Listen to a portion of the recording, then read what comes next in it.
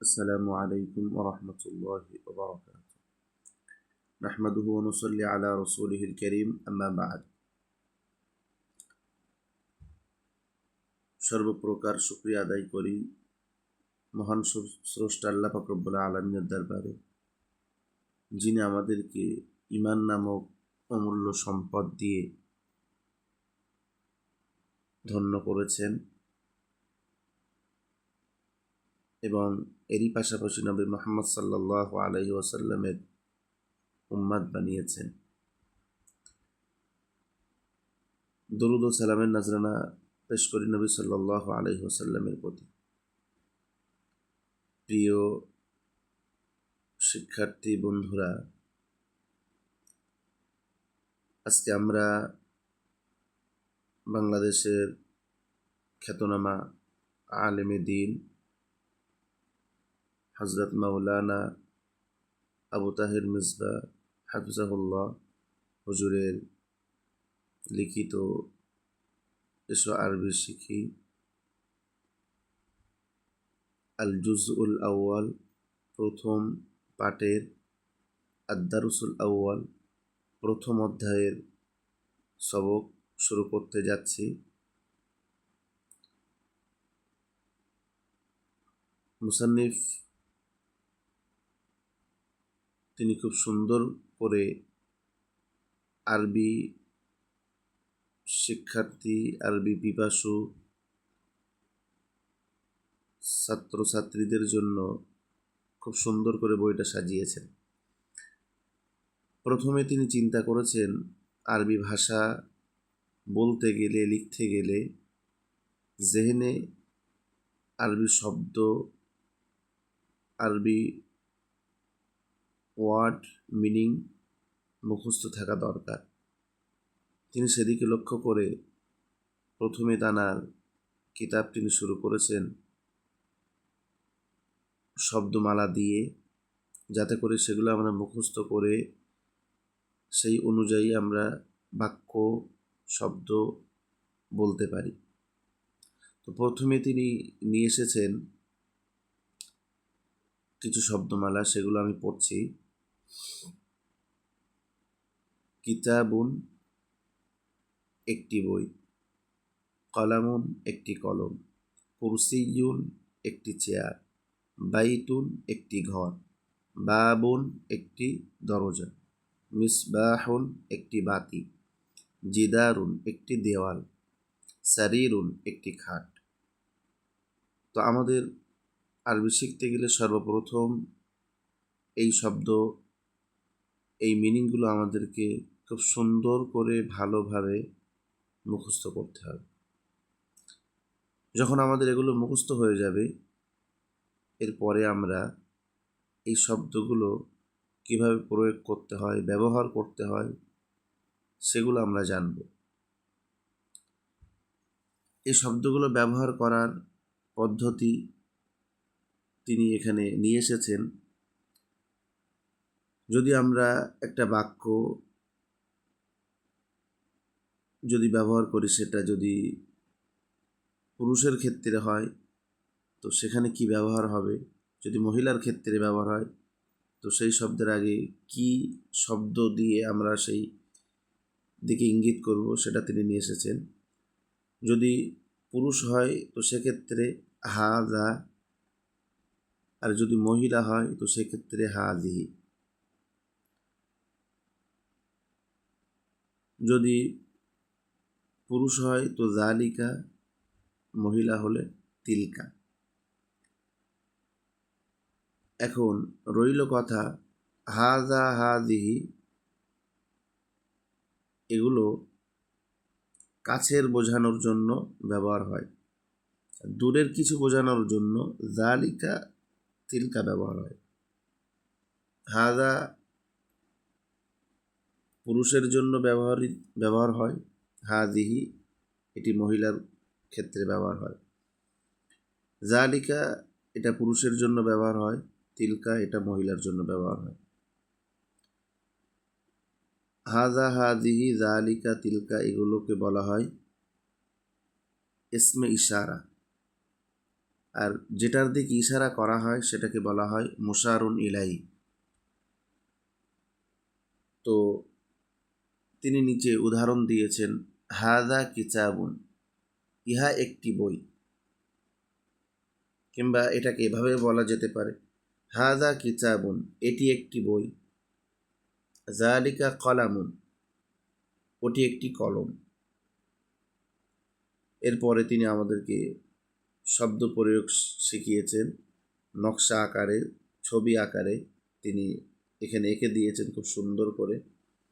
প্রথমে তিনি দিয়েছেন হাদা কিতাবুন, এটি একটি কিতাব, জালিকা কলামুন, ওটি একটি কিতাব, হাদা মসজিদুন, এটি একটি মসজিদ, জালিকা বাইতুন, ওটি একটি ঘর, হাদা বাবুন, এটি একটি দরজা, জালিকা মিসবাহুন, ওটি একটি বাতি, হাদা জিদারুন, এটি একটি দেওয়াল, জালিকা কুরসিয়ুন, ওটি একটি চেয়ার, হাদা বাইতুন, এটি একটি ঘর, হাদা কুরসিয়ুন, ওটি একটি চেয়ার, জালিকা মসজিদুন, ওটি একটি মসজিদ, হাদা সারিরুন, এটি একটি ঘর, হাদা জিদারুন, এটি একটি দেওয়াল, জালিকা মিসবাহুন, ওটি একটি বাতি, জালিকা সারিরুন, ওটি একটি খাট, হাদা বাবুন, এটি একটি দরজা, জালিকা জিদারুন, ওটি একটি দেওয়াল। তো আজকে আমাদের অধ্যায় এই পর্যন্তই। আমি আবারও একটু পিছনে ফিরে যাচ্ছি। প্রথমে তিনি শব্দমালা সাজিয়েছেন, কিতাবুন, একটি বই, কলামুন, একটি কলম, কুরসিয়ুন, একটি চেয়ার, বাইতুন, একটি ঘর, বাবুন, একটি দরজা, মিসবাহুন, একটি বাতি, জিদারুন, একটি দেয়াল, সারিরুন, একটি খাট। এরপরে শব্দগুলো কিভাবে প্রয়োগ করব সেই নিয়ম কানুন তিনি এখানে দিয়েছেন খুব সহজেই। যদি আমরা কোনো শব্দ দিয়ে কোনো কিছুর দিকে ইঙ্গিত করতে চাই, তো হাজা, হাজিহি, জালিকা, চিলকা, এই শব্দগুলো দিয়েই আমাদেরকে কোনো বস্তুর দিকে ইঙ্গিত করতে হবে। তো এগুলোকে বলা হয় ইসমে ইশারা, ইসমুল ইশারা। আর যে বস্তুর দিকে আমরা ইশারা করব সেই বস্তুটাকে বলা হয় মুশারুন ইলাই। যেটা দ্বারা ইশারা করা হয় সেটাকে বলা হয় ইসমে ইশারা, যে বস্তুর দিকে ইশারা করা হয় সেটাকে বলা হয় মুশারুন ইলাই। হাজা, হাজিহি, এটা কাছের বোঝানোর জন্য ব্যবহার হয়। জালিকা, তিলকা, এই দুটো দূরের কিছু বোঝানোর জন্য ব্যবহৃত হয়। হাজা পুরুষের ক্ষেত্রে, হাজিহি মহিলার ক্ষেত্রে ব্যবহৃত হয়। জালিকা এটা পুরুষের জন্য, তিলকা মহিলার জন্য। উদাহরণস্বরূপ তিনি এখানে নিয়ে এসেছেন হাজা কিতাবুন, এটি একটি বই, জালিকা কলামুন, ওটি একটি কলম। এরপরে তিনি আমাদেরকে যে শব্দগুলো আমরা মুখস্থ করেছিলাম সেই মুখস্থ অনুযায়ী কতটা বুঝতে পেরেছি সেটা বোঝার জন্য তিনি ছবি আকারে এখানে চিত্র এঁকে দিয়েছেন, যাতে করে আমরা ছবি দেখে সহজেই এগুলো নিজেদের জেহেনে বসাতে পারি। ওই জন্য খুব সুন্দর ছক তিনি এঁকে দিয়েছেন। প্রথমে হাদা কিতাবুন, এটি একটি কিতাব, এটা কাছের বোঝানোর জন্য হাদা ব্যবহার হয়েছে। জালিকা কলামুন, এখানে জালিকা ব্যবহার হয়েছে মানে কলমটা দূরে আছে বলে জালিকা শব্দ ব্যবহার করা হয়েছে। হাদা মসজিদুন, মসজিদটা নিকটেই, কাছে, ওই জন্য এখানে হাদা শব্দ ব্যবহার করেছেন। হাদা মসজিদুন, এটি একটি মসজিদ। জালিকা বাইতুন, ওটি একটি ঘর। ঘরটা দূরে রয়েছে বিধায় তিনি এখানে জালিকা শব্দ নিয়ে এসেছেন। হাদা বাবুন, এটি একটি দরজা, দরজাটা কাছে, তো কাছের বোঝানোর জন্য বাবুনের আগে হাদা শব্দ নিয়ে এসেছেন। জালিকা মিসবাহুন, ওটি একটি বাতি, লম্প লাইটটি দূরে রয়েছে বিধায় তিনি দূরে বোঝানোর ক্ষেত্রে জালিকা শব্দ ব্যবহার করেছেন। হাদা জিদারুন, এটি একটি দেওয়াল, দেওয়ালটি কাছে নিকটে রয়েছে, এই জন্য তিনি জালিকা শব্দ দিয়ে সম্বোধন করে হাদা শব্দ দিয়ে সম্বোধন করেছেন। তারপরে শব্দ রয়েছে জালিকা কুরসিয়ুন, ওটি একটি চেয়ার, চেয়ারটা দূরে, ওই জন্য তিনি এখানে কুরসিয়ুনের আগে জালিকা শব্দ ব্যবহার করে এটা বুঝিয়েছেন যে দূরের কিছু বোঝানোর জন্য জালিকা শব্দ ব্যবহার করতে হয়। হাদা বাইতুন, এটি একটি ঘর, ঘরটা নিকটে, ওই জন্য এখানে হাদা ব্যবহার করা হয়েছে। হাদা কুরসিয়ুন,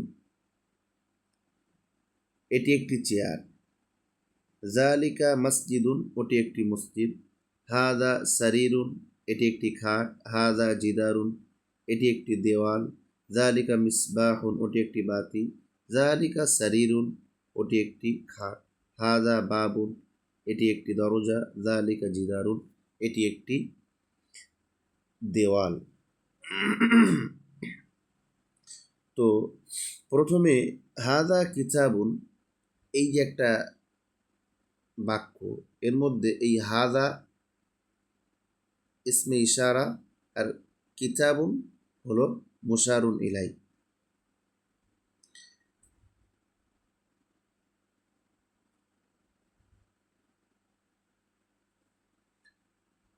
রইল কথা, এখানে যে শব্দগুলো তিনি ব্যবহার করেছেন, যে শব্দ প্রয়োগ করে তিনি আমাদের দূরের কাছের জিনিসকে সম্বোধন করে বাক্য শিখিয়েছেন, এখানে তিনি ইসমে ইশারার মধ্য থেকে শুধু মুজাক্কারটা ব্যবহার করেছেন, মহিলার হাদা ব্যবহার করেছেন নিকটের জন্য, আর দূরের ক্ষেত্রে জালিকা ব্যবহার করেছেন।